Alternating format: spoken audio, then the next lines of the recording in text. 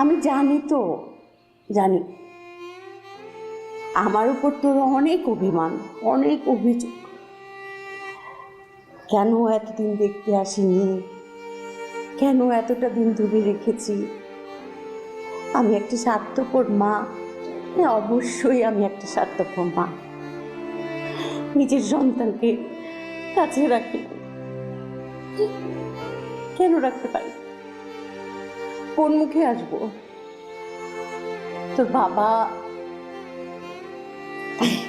আমাকে পর করে দিল, কারণ তোর বাবার চোখে আমি ভীষণ আনস্মার্ট একটা মহিলা ছিলাম, অল্প শিক্ষিত একজন নারী ছিলাম, ইংরেজি না জানা একটা মেয়ে মানুষ ছিলাম। তার কাছে আমার কোনো দামই ছিল না। সেই জন্য আসেনি বাবা যে যদি আমার ছেলেকে আবার আমার মতো আনস্মার্ট বানিয়ে ফেলি, তাহলে তো সেটা অন্যায় হবে। থাকুক না স্মার্ট লোকটার কাছে আমার ছেলেটা, অন্তত লেখা পড়ায়, শিক্ষা দীক্ষায়, চাল চলনে স্মার্ট একটা পুরুষ হলো। এই সমস্ত কথা বলার কোনো বাবা মাকে কথা বলতে দাও। হ্যাঁ, এখন এসব কথার আসলে মানে নেই। আর দেখ না, ওই যে ওখানে বসে আছে, তোর নামের সঙ্গে নাম মিলিয়ে রেখেছি তিয়াস। হ্যাঁ, তোর সৎ ভাই, কিন্তু তোর মায়ের পেটেই জন্ম। ওই যে তিয়াসও না একা হয়ে গেছে, ওর বাবা মারা গেছে। ওই যে তোর নানা তোর বাবার উপর অভিমান করে আমাকে এত এত স্মার্ট, এত টাকা পয়সা একটা লোকের কাছে বিয়ে দিলেন যে আমি নিজের সন্তানকে আর দেখতে এলাম না। আমি ছেলেকে পর করে দিলাম। আমাদের দুইজনের অভিমান। কিন্তু এক পক্ষ নিয়ে বাবা, আমি বলেছি মাকে কথা বলতে দাও।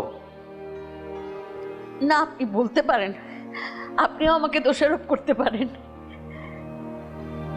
আসলে হয় কি বাবা জানিস, আমি তো একজন মা, আবার আমি একজন নারী। নারীদের না ওই যে নিজের ঠিকানা থাকে না, কখনো বাবার বাড়ি, কখনো স্বামীর বাড়ি। নিজের যদি আমার একটা বাড়ি থাকতো, ঠিক ঠিক আমার ছেলেটাকে নিয়ে আমি থাকতাম আমার বাড়িতে। ছিলাম তো আরেকটা স্বামীর বাড়িতে, তাই নিজের সন্তানের কাছে আসতে পারি নাই।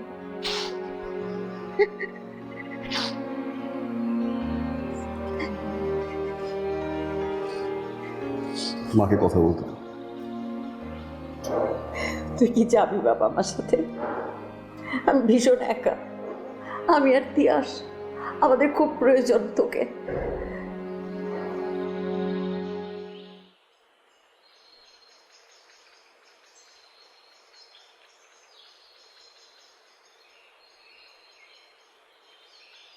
তুমি ঠিক বলছো মা, ওর বাবা একজন খারাপ লোক, অনেক খারাপ। তাকে ছেড়ে যাওয়ার তো একটা না মা, হাজারটা রিজন আছে। আমি জানি সে কতটা খারাপ।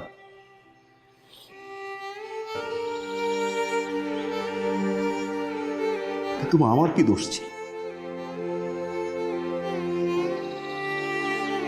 আমাকে ছেড়ে যাওয়ার দোষটা কি ছিল মা?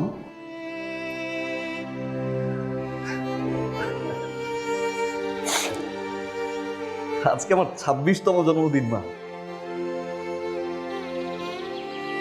এই 26তম জন্মদিনে তোমার মনে হলো যে তোমার ছেলেটাকে দেখতে যাওয়া উচিত, তাকে ফিরিয়ে নিয়ে যাওয়া উচিত, তাই না মা?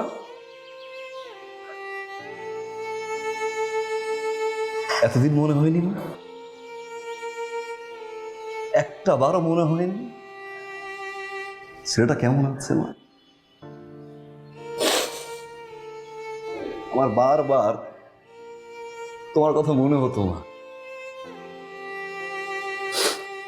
চৌধুরী বাড়িতে আমি যেতাম তোমাকে লুকিয়ে লুকিয়ে দেখতে। তোমার সব বার্থডেতে মা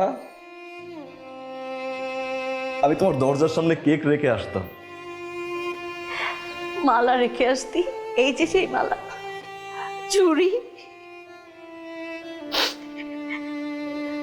আমি বুঝতাম যে আমার কোনো একটা আপন মানুষ দিয়েছে, এইটুকু বুঝতাম। আর সেটা এত বছর পরে বুঝলাম, মা, তাই না? এত বছর পরে।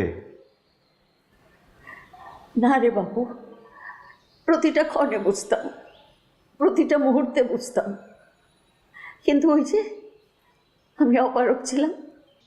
এত স্মার্ট একজন নারী, তার সামনে থেকে আমার ছেলেকে নিয়ে যাব কি করে, সেই জন্য উপরে যে এই সমস্ত কথাবার্তা বন্ধ হলে দাঁড়াও বাবা,